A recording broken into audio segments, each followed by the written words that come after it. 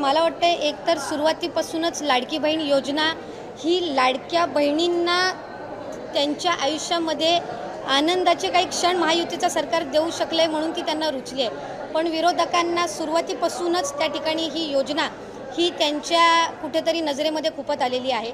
साधारणपणे या संदर्भातला आम्ही वारंवार राज्याचे मुख्यमंत्री फडणवीस साहेब असतील, उपमुख्यमंत्री शिंदे साहेब असतील, अजितदादा असतील आणि विभागाची मंत्री म्हणून मी सुद्धा असेल, आम्ही साधारणपणे माध्यमांना वेळोवेळी या संदर्भातली माहितीही देत आलेलो आहोत। पण बऱ्याचशा वेळेला असं होतं की काही एखादी गोष्ट आली की त्या संदर्भातला एक गैरसमज या योजनेच्या बाबतचा निर्माण करण्याचा वारंवार हा प्रयत्न होत आहे। साधारणपणे ही योजना 28 जून 2024 मध्ये त्या ठिकाणी घोषित झाली।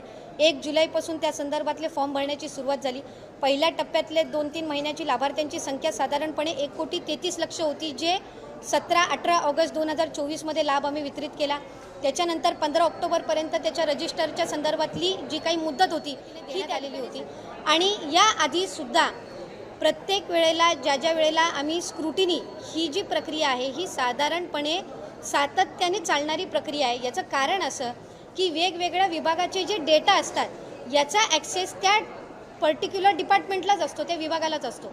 आज महिला व बालविकास विभाग जो आहे हा कृषी विभागाचा किंवा माहिती व तंत्रज्ञान विभागाचा किंवा अन्न व नागरी पुरवठा विभागाचा डेटा हा ॲक्सेस करू शकत नसतात। आम्हाला त्यांच्याकडून तो डेटा प्राप्त होणं ह्या जो कालावधी आहे हा निश्चितपणाने त्या ठिकाणी लागत असतो। जानेवारी महिन्यामध्ये आम्हाला कृषी विभागाकडून त्या संदर्भातला अहवाल प्राप्त झाला आणि त्यावेळेला नमो शेतकरी योजनेअंतर्गत ज्या महिला लाभ घेत होत्या त्या संदर्भातला आम्ही स्क्रुटिनी केली। 6-7 लाखाचा डेटा त्यावेळेला मिळालेला होता आणि त्या 6-7 लाखापैकी साधारणपणे 5 ते 5.5 लाख अशा महिला होत्या ज्या आणि आपल्या लाडकी बहीण योजनेचाही लाभ घेत होत्या। म्हणून त्यांना नमो शेतकरीचा लाभ हा 1000 रुपयाचा जो आहे तो चालू राहिला आणि लाडकी बहीणचा आपण त्यांना 1500च्या ऐवजी 500 जे आपण GR मध्येच नमूद केलेला आहे की तुम्हाला टोटल 1500चा लाभ हा शासनाच्या योजनांमधून मिळेल। त्याची जी 1000 रुपयाच्या वरची जी कॅप असेल ही लाडकी बहीणच्या निधीतनंही सन्मान निधीतनंही भरली जाईल। तो जानेवारीमध्ये उपलब्ध झाला। मधल्या कालावधीमध्ये आम्ही साधारणपणे 8 लाखाचा जो सेवार्थचा आहे त्याच्यापैकी 8 लाखापैकी 2 लाखाचा आम्हाला त्या ठिकाणी उपलब्ध झाला। त्या 2 लाखापैकी 2 ते 2.5 हजार हे त्याच्यामध्ये असं निदर्शनास आलं। 6 लाखाचा